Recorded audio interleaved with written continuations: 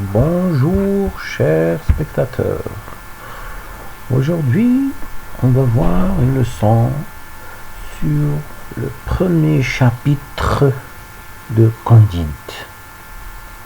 Alors Candide, c'est un livre de Voltaire.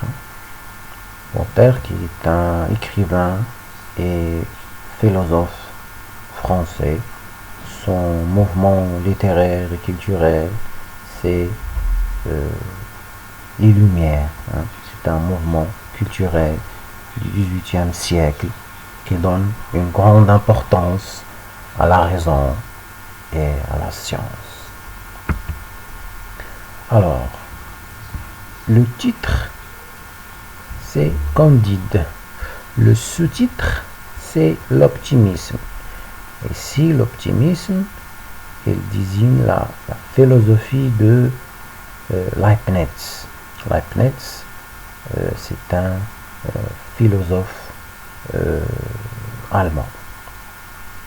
Alors la philosophie de l'optimisme que Voltaire critique dans ce livre, c'est « Tout est bien, nous vivons dans le meilleur des mondes possibles ». C'est la philosophie de la raison suffisante. Voltaire, c'est un écrivain et philosophe qui est né en 1694 et il est mort en 1778. Donc il a vécu au XVIIIe siècle, le siècle des Lumières. Il a écrit Candide en 1759. Candide, ça veut dire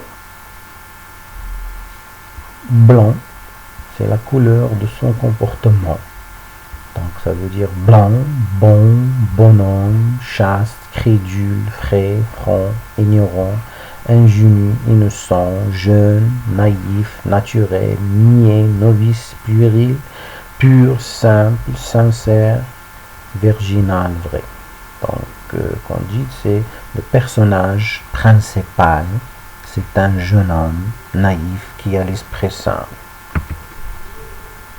Candide ou l'optimisme. L'optimisme, c'est le sous-titre de Candide. Traduit de l'allemand de Monsieur le Doctoral. Ici, le doctoral, c'est-à-dire Voltaire. Donc, il n'utilise pas son vrai nom à cause de la censure.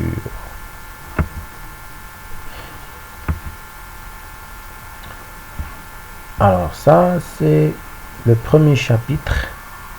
Alors, il commence par « Elle y avait en Westphalie ». Donc, « Elle y avait en Westphalie, dans le château de Monsieur le baron de Tinberton-Tronc, un jeune garçon, c'est-à-dire Candide, à qui la nature avait donné les mœurs les plus douces. »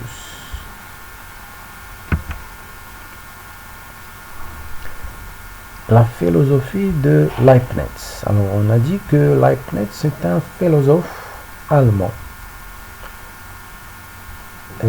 La métaphysico-théologo-cosmologie, c'est, si vous voulez, c'est un mot composé inventé par Voltaire pour se moquer de la philosophie de Leibniz, qui est la philosophie de l'optimisme.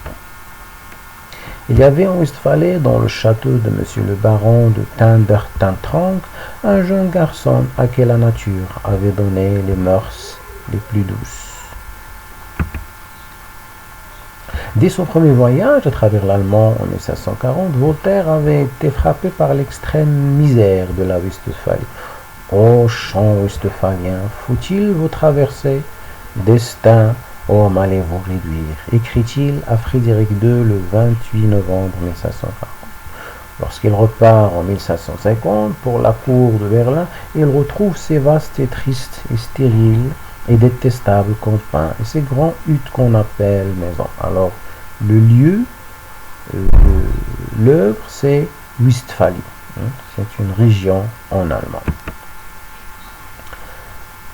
En quoi cet incipit est-il original? Alors l'incipit, ça veut dire c'est le début, hein, c'est le début du conte. Candide, c'est un conte philosophique. Alors le genre, c'est un conte philosophique. L'incipit, c'est le début.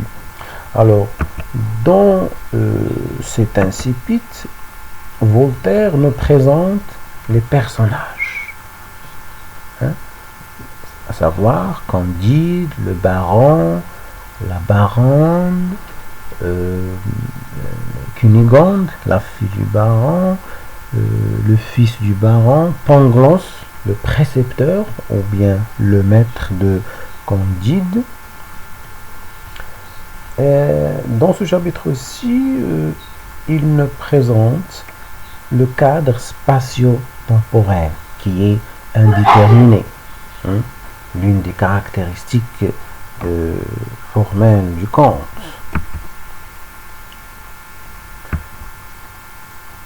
Alors, dans ce chapitre, Voltaire se moque de la noblesse et il se moque de la philosophie de Leibniz. Le registre utilisé, c'est le registre ironique. Donc, Voltaire, il utilise le conte pour faire l'ironie. Il nous présente des personnages et un décor grotesque. Grotesque, ça veut dire burlesque, caricatural.